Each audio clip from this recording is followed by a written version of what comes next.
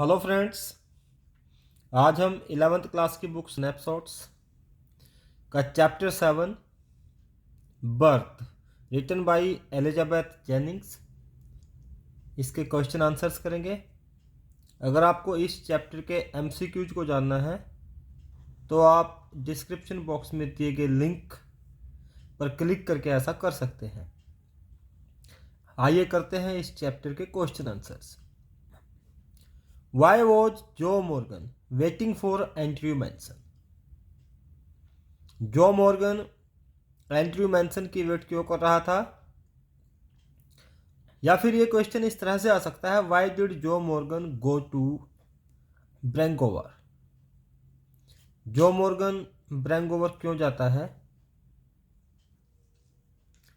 जो Morgan and Susan Morgan had been married nearly 20 years.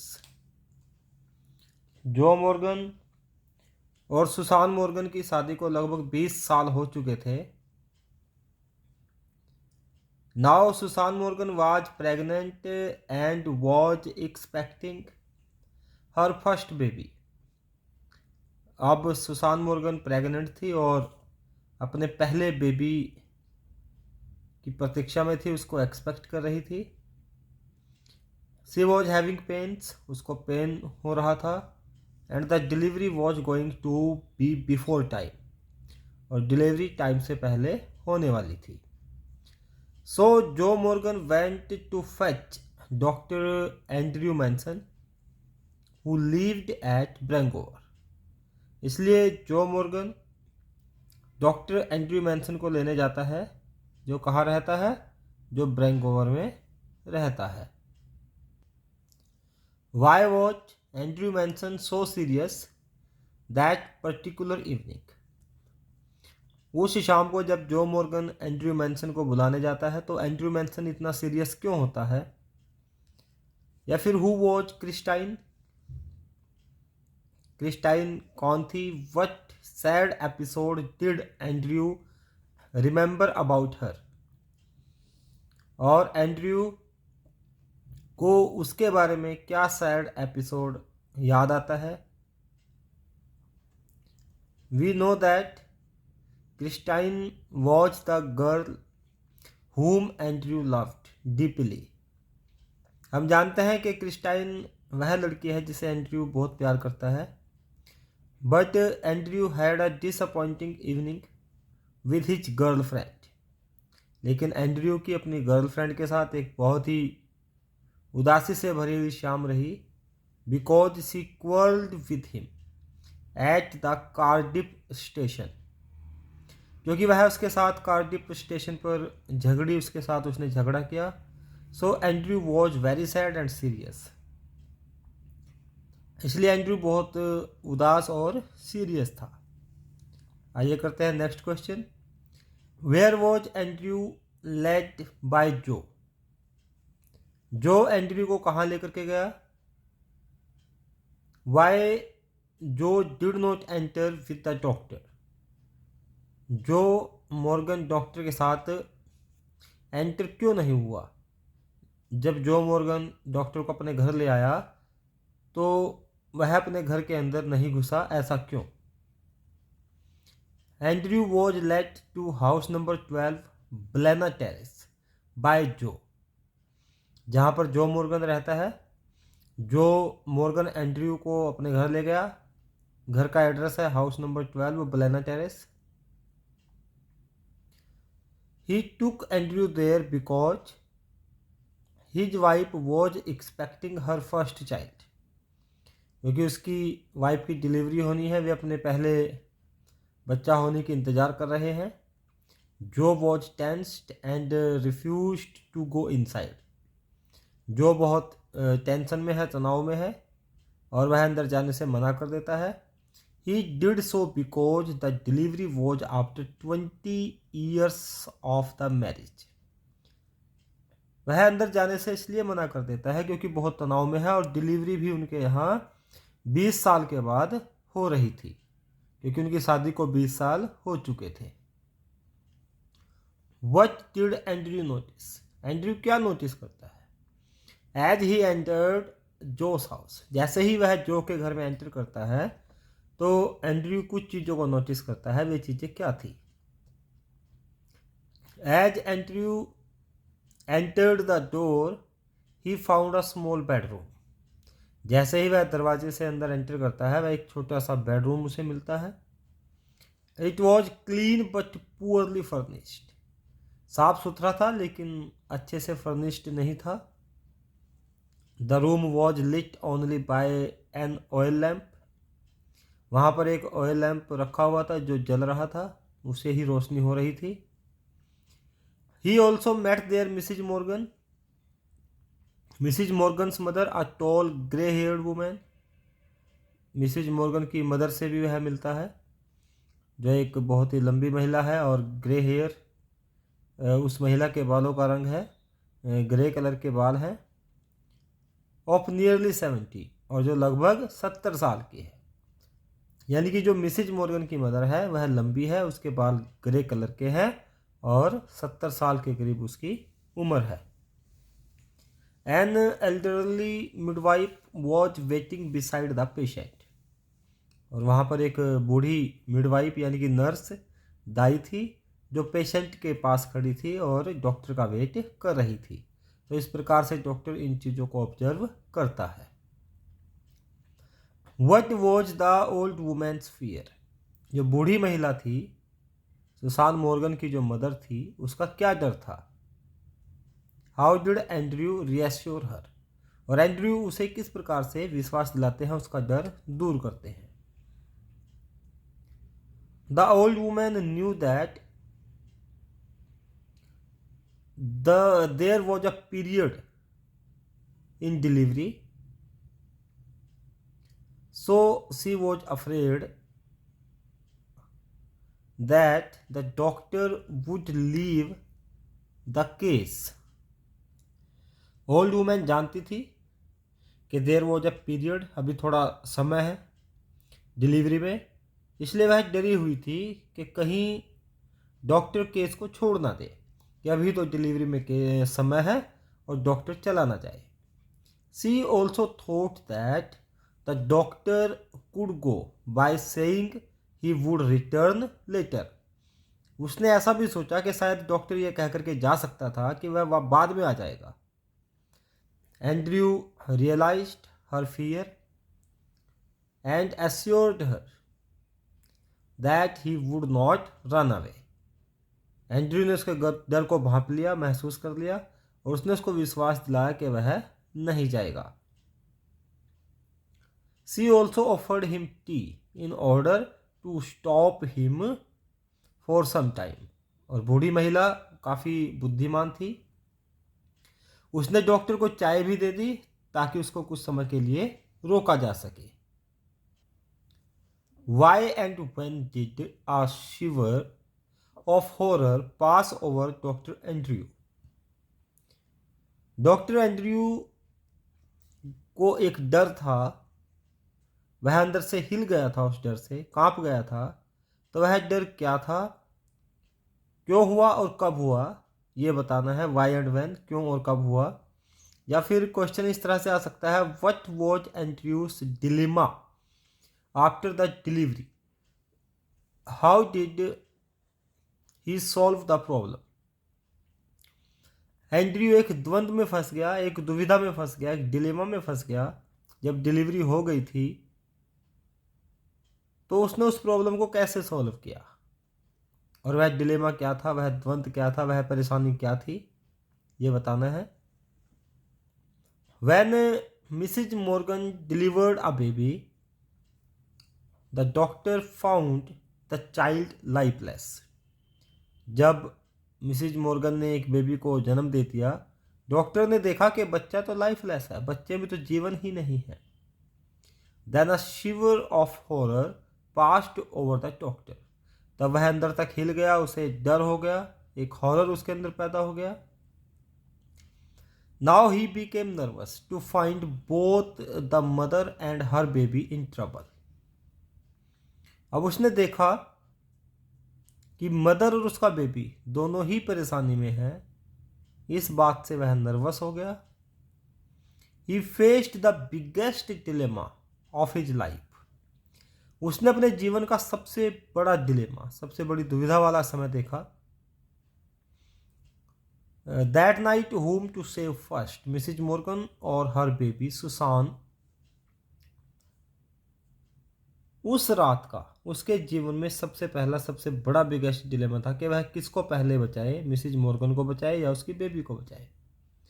Susan Morgan was fast losing her pulse. उसने देखा कि Susan Morgan की जो पल्स है वह कम होती जा रही है।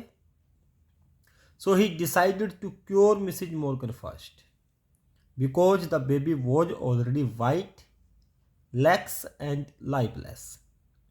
क्योंकि उसने देखा कि बेबी तो पहले से ही सफ़ेद पड़ चुका है, लैक्स उसका शरीर बिल्कुल ढीला हो चुका है, एंड लाइफलेस और उसमें जान भी नहीं है।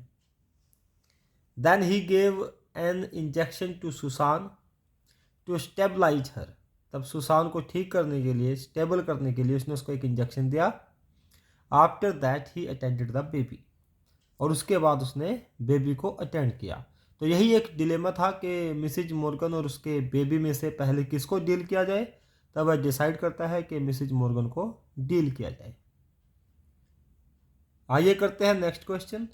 आई have done something oh God, मैंने कुछ काम कर दिया है, हे भगवान मैंने अच्छा कुछ काम कर दिया है। वाई डिड एंड्रयू से दिस, एंड्रयू ऐसा क्यों कहता है। या फिर ये क्वेश्चन इस तरह से आ सकता है, what did the still born baby look like, अभी अभी जन्मा बेबी कैसा दिखाई दे रहा था।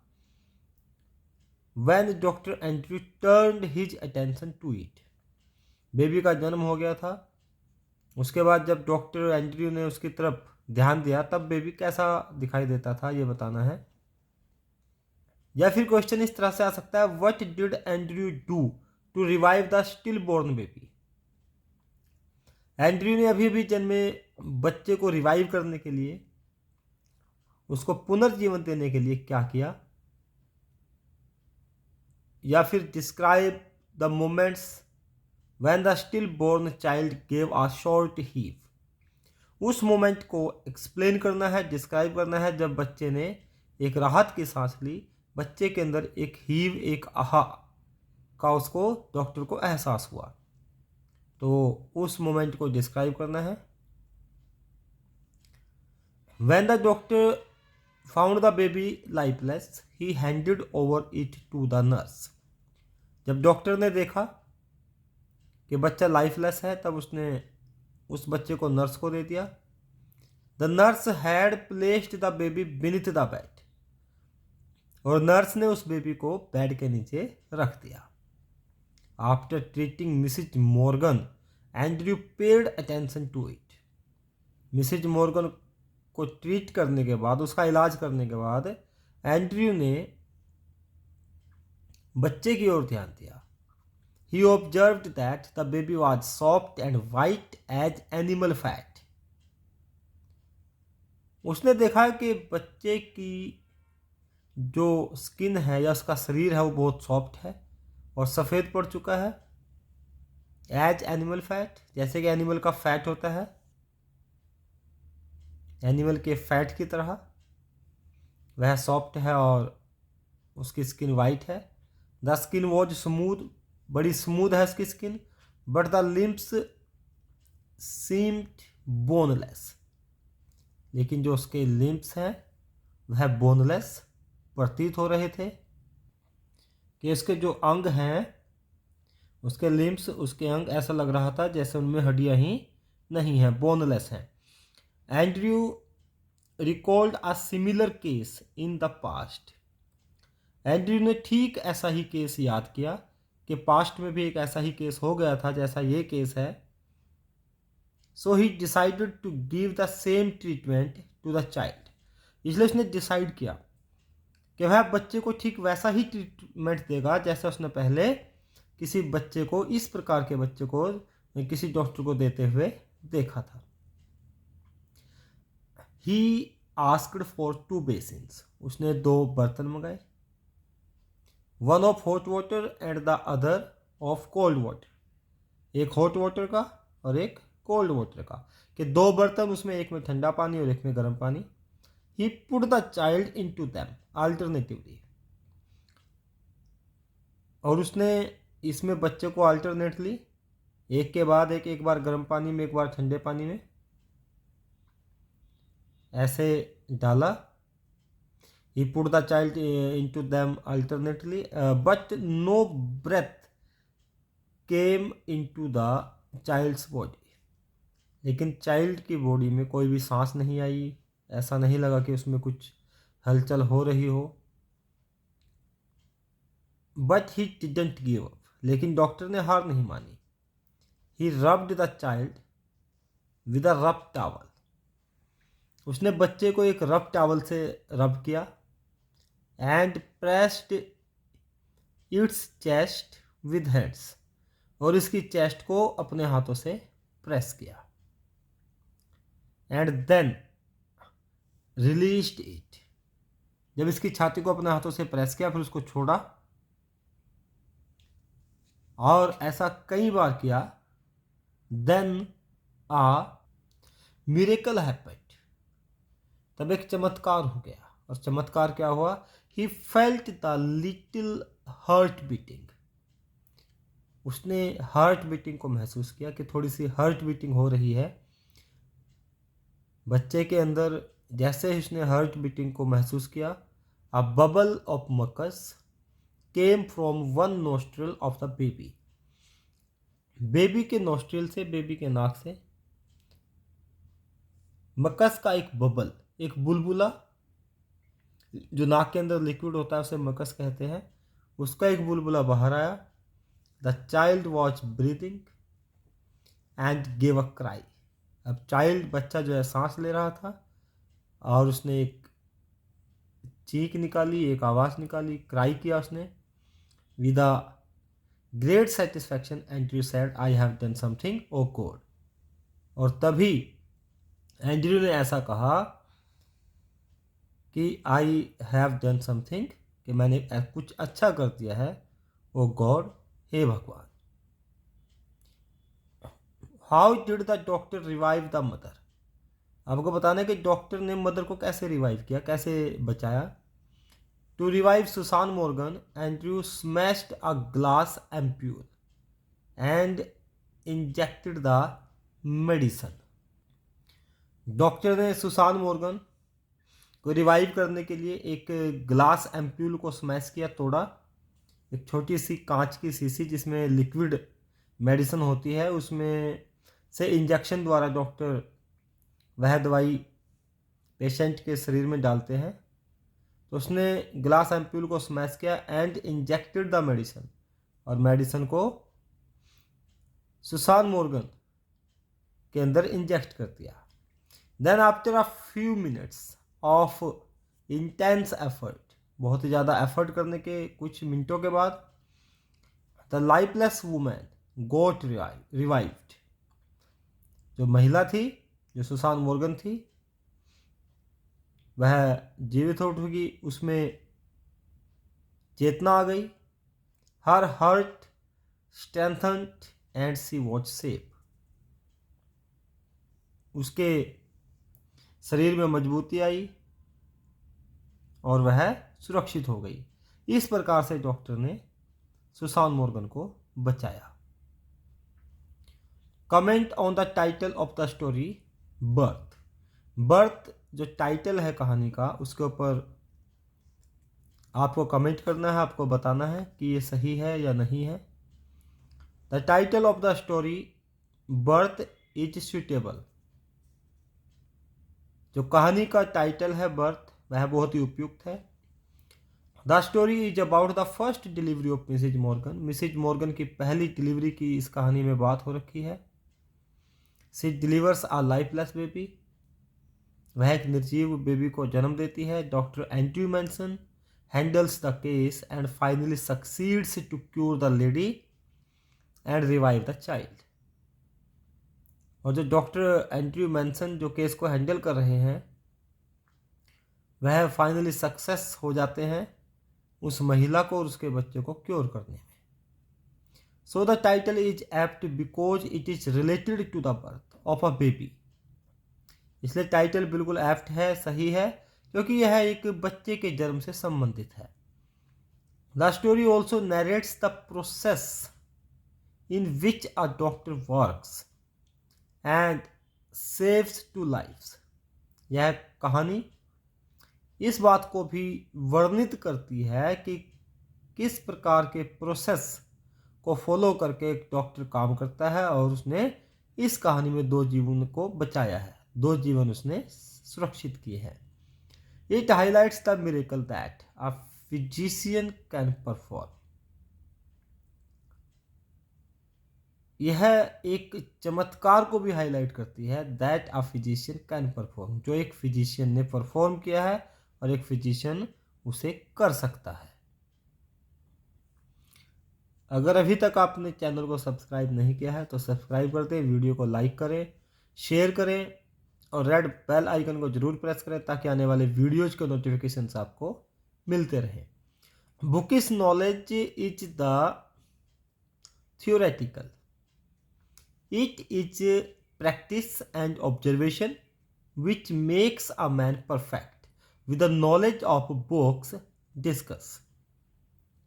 कहा गया है कि जो किताबी ज्ञान है वह तो केवल थ्योरी का ज्ञान है, थियोरेटिकल है, और ये तो हमारी प्रैक्टिस है या ऑब्जर्वेशन है जो एक आदमी को परफेक्ट बनाती है।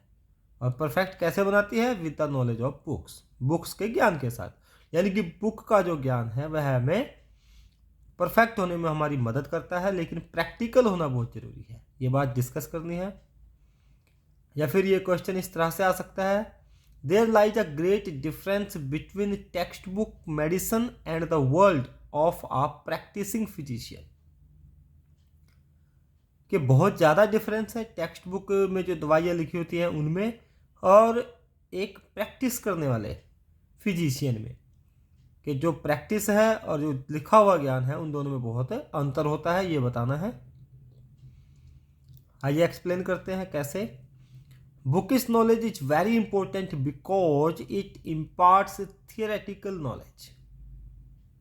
बुकिश नॉलेज भी इंपॉर्टेंट है क्योंकि यह हमें लिखा हुआ ज्ञान देती है, थियोरेटिकल ज्ञान देती है। Text book medicine explains only general science, physical symptoms and probable solutions. जो टेक्स्ट बुक में लिखी हुई दवाई है वह क्या एक्सप्लेन करती है? एक सामान्य साइंस बताती है कि क्या समस्या है किसी प्रॉब्लम की, फिजिकल सिम्टम्स क्या हो सकते हैं, कि किसी को कोई रोग हो रखा है तो उस रोग की पहचान कैसे करेंगे, उसके कुछ लक्षण होंगे, और उसका सॉल्यूशन भी बताती है। तो किताबों में जो मेडिसिन है वो ये एक्सप्लेन करती है कि मेडिसिन किस प्रॉब्लम में दी जाएगी, किस प्रकार के सिम्टम्स होंगे, कैसे हम किसी प्रॉब्लम का सॉल्यूशन कर सकते हैं। A practising physician has to deal individuals. जो एक प्रैक्टिस करने वाला फिजिशियन है, प्रैक्टिसिंग फिजिशियन है, उसको तो बहुत सारे लोगों को व्यक्तिगत रूप से डील करना पड़ता है, इंडिविजुअल्स को डील करना पड़ता है। ही हैज़ प्रैक्टिकल एक्सपीरियंसेस, तो उसके बहुत सारे प्रैक्टिकल अनुभव हो जाते हैं। Without practical experiences a doctor may fall in his job if he always goes by text book medicines. अगर बिना प्रैक्टिकल एक्सपीरियंस के कोई डॉक्टर चलता है तो उसे अपनी जॉब में नुकसान हो सकता है। If he always goes by text book medicine, यदि वह टेक्स्ट बुक में लिखी हुई दवाइयों के ऊपर ही बेस रहेगा और प्रैक्टिकल नॉलेज उसको नहीं होगी तो उसे जॉब में नुकसान हो सकता है। For example, Andrew Manson saves the child because he had observed somebody saving an almost lifeless child. Andrew Manson बच्चे को बचा पाता है क्योंकि वह किसी को देखता है ठीक इसी प्रकार के लाइफलेस बच्चे को बचाते हुए। And he applied that practical knowledge in saving the baby, और वह सुसान मॉर्गन के बेबी को बचाने के लिए उसी प्रैक्टिकल नॉलेज का प्रयोग करता है। So we can say that without practical experiences bookish knowledge may prove worthless, कि बिना प्रैक्टिकल अनुभवों के जो किताबी ज्ञान है वह वर्थलेस प्रूव हो सकता है, बेकार सिद्ध हो सकता है।